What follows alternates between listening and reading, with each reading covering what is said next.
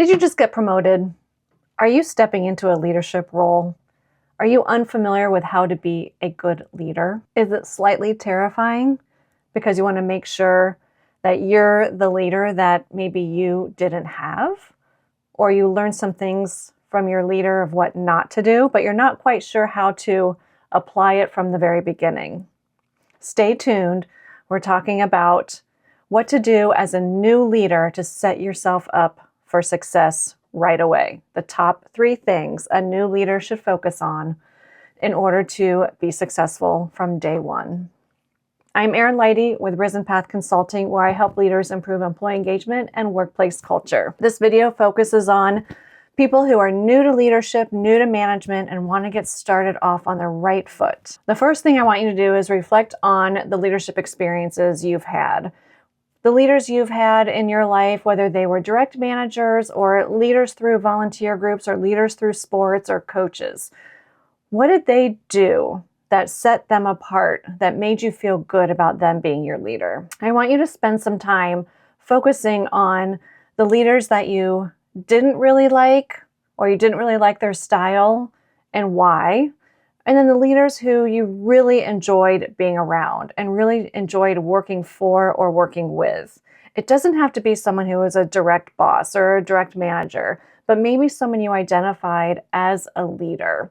Whether it's at work or outside of work, part of sports or part of an organization where you had a leader.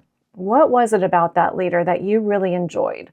What were some of the top 3 characteristics of that leader that made you enjoy working with them? I really want you to spend some time and reflect on that. And spend some time reflecting on the type of leader you want to be. When people are asked, tell me about your best manager, you want them to talk about you. And you want them to say certain things about you. So what would those things be? What are those things that you want someone to say about you when they're asked, tell me about your favorite manager throughout your career or throughout your life? What does that look like? Who do you want to be? How do you want to set yourself apart from other leaders and other managers? I have had many leaders and many managers, and I can definitely say I've had more bad managers than good managers, or bad leaders than good leaders. And that is so unfortunate. And that is why I'm so passionate about people starting off on the right foot, being a good leader. And what does that mean? And how does that set you apart? So really think about the type of leader you want to be. And that is going to be your foundation. That is going to be your foundation on how you show up every day for your team and how you communicate every day. And just maybe create a visual or maybe create the top 3 words that you want to have used to describe you as a leader. The second step is to get to know the folks on your team on a personal level. Get to know them before you start implementing or making any big significant changes to the team or to the organization. So you do this through your one-on-one meetings. And make sure you're spending time getting to know them on a personal level, not just like how work is going, but how is everything at home? What are the things you do after work? What sports are you involved in? What activities, what hobbies? Really get to know them. This is going to do several things for you. This is going to help build trust, and this is going to help build the trust bank. So in the event, maybe something happens and you need to deliver bad news, or maybe you made a mistake and you need to admit this to your team. You have built that relationship. You have built the trust where it's okay for you to come forward and share that and admit that. When you build that trust bank, you're creating those relationships where you can then afford to take that withdrawal of maybe having to deliver bad news or admit you made a mistake. And when you are spending time getting to know them on a personal level, that just really resonates and continues to build that trust and demonstrate that you care and you're empathetic towards them as a human. Remember, head, heart, mind, body, soul, we all walk into work every day with all of those qualities and characteristics. So we have to remember to feed into each one of those. You want to make sure you're asking questions like, what's working? What's working? What's not working? If you were in my shoes as the leader, what would you like to see done? Or what would you do differently? How can I take some obstacles away from your daily work or the project? and really demonstrate that you are there for them, to serve them and to lead them, not be a dictator, not manage the methods, but truly manage the results. Help them get to that end goal and help them remove any obstacles in the way. That's what you as a leader is technically there for. So make sure you are really encouraging those open conversations and you're demonstrating the trust. You're sharing your vision and your purpose, but you're also trying to understand their personal purpose and how that all aligns. How can you help them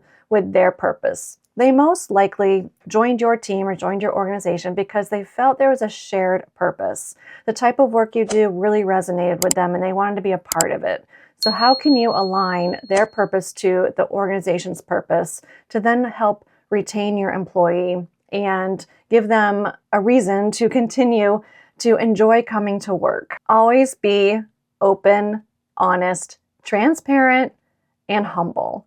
This once again builds the trust bank. You want to make sure you are having open communication and extending honest feedback and being humble and transparent.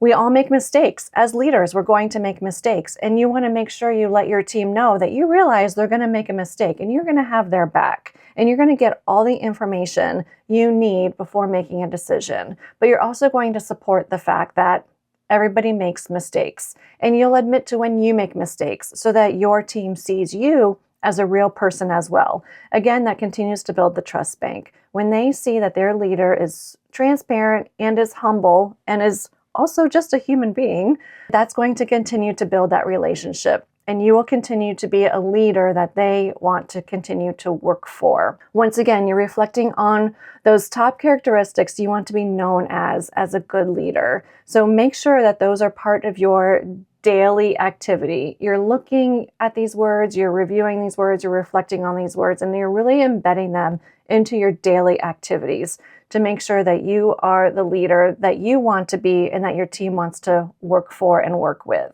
Be open to feedback. Ask for input. People will support what they help create. So when you are working with your team and you're asking for their feedback, that is additional buy-in to getting the work done. And when you allow your team to tell you how they think something should work or how they think they should do something, they will perform better because they have the buy-in. They were able to make the decision on how the work should get done.